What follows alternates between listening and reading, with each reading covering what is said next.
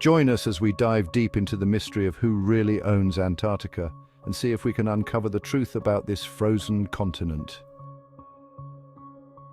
Antarctica, a land so distant and inhospitable that it's hard to imagine it's even part of our planet. But despite its remoteness, Antarctica holds a special place in the world's imagination. And one question that often comes up is who really owns it? Does anyone have the right to claim this vast, icy landscape as their own? Today we're going to explore the fascinating story of Antarctica's ownership and uncover the truth about this enigmatic continent. When we think about ownership, we typically think about clear-cut borders and defined territories. But Antarctica is a different story altogether. The continent is so vast, with an area roughly the size of the United States and Mexico combined, that it's difficult to even imagine who could possibly lay claim to it all. And yet, despite the lack of formal ownership, there are countries that have made claims to certain regions of Antarctica. But what does that really mean? Are these claims recognized by the international community, or are they simply a form of territorial posturing? One of the biggest challenges in understanding Antarctica's ownership is that there's no single entity that governs the entire continent.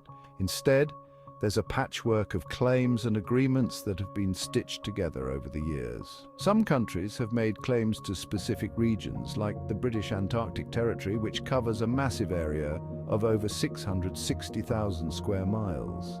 But these claims are not universally recognized, and other countries, like Argentina and Chile, have made competing claims to some of the same territory. The Antarctic Treaty System, which was signed in 1959, aims to provide a framework for international cooperation on the continent. The treaty established Antarctica as a natural reserve, devoted to peace and science, and prohibited military activities, nuclear explosions, and the disposal of radioactive waste on the continent. But even with this treaty in place, the question of ownership remains murky. Who has the final say in how the continent is managed and protected?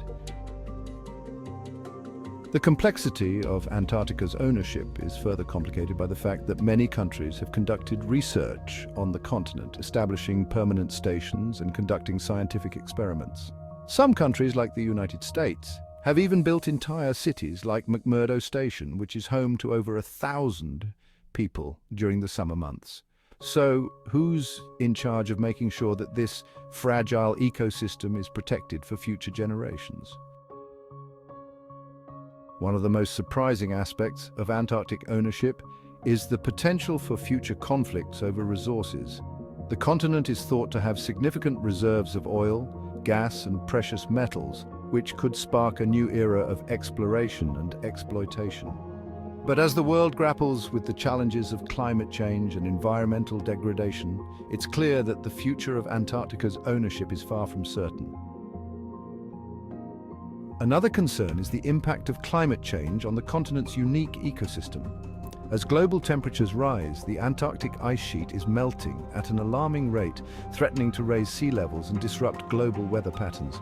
Who will take responsibility for protecting this fragile environment and ensuring that the consequences of climate change are mitigated? Despite the complexities and challenges surrounding Antarctica's ownership, one thing is clear: the continent's fate is intimately tied to the future of our planet.